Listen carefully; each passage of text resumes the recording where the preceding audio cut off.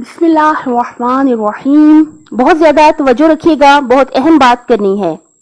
دیکھیے ماشاءاللہ ہمارا دین اسلام یعنی کیا؟ یعنی اللہ تعالیٰ کا دین، اللہ تعالیٰ کی طرف سے جو ہم پر احکام آئے ہیں، اللہ تعالیٰ کی طرف سے جو باتیں ہیں جو ہم نے ماننی ہیں، یہ ہے ہمارا دین اسلام.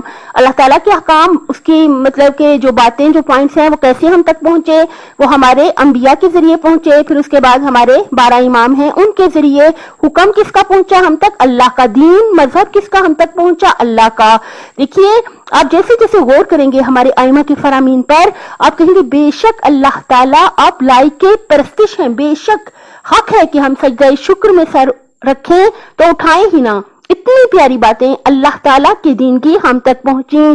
دیکھیے ماشاءاللہ کتنا پیارا پوائنٹ ہے کہ دیکھیے کہ جب آپ اپنے سے چھوٹے عمر میں چھوٹے لوگوں کو دیکھیں تو آپ کہیں کہ یہ مجھ سے بہت بہتر ہیں، کیونکہ ان کی عمر کم ہے تو ان کے گناہ بھی یقیناً ہم سے کم ہیں، ان کی غلطیاں خطائیں بھی ہم سے یقیناً کم ہیں کیونکہ ان کی عمر ہم سے کم ہے.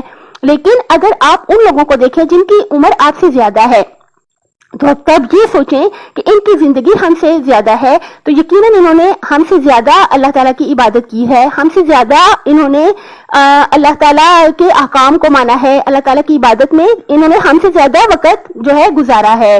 یعنی ان کی عبادات، ان کی عمر زیادہ ہے تو یقیناً ان کی عبادت، انہوں نے ہم سے زیادہ روزے رکھے ہیں، ہم سے زیادہ نمازیں پڑھی ہیں، ہم سے زیادہ اللہ کی مخلوق پر رحم کیا ہے. یعنی بزرگوں کو بھی بہت زیادہ اہمیت دی گئی ہے اور اپنے سے چھوٹوں کو بھی بہت زیادہ اہمیت دی گئی ہے اور یقیناً اپنے سے برابر والوں کے لیے بھی بہت اہمیت ہے. بہت پیارا ہمارا مذہب، ہمارے اللہ کا بہت پیارا دین ہم تک پہنچا. انشاءاللہ اللہ تعالیٰ ہمیں توفیق دے کہ ہم دین اسلام کی تعلیم حاصل کر سکیں اور دنیا کے ساتھ ساتھ اپنی آخرت کی فکر بھی کر سکیں. اپنی صحت، آخرت اور خالق کی مخلوق کا بہت زیادہ خیال رکھیے گا. اللہ تعالیٰ دنیا اور آخرت میں حامی و ناصر ہو آپ کا.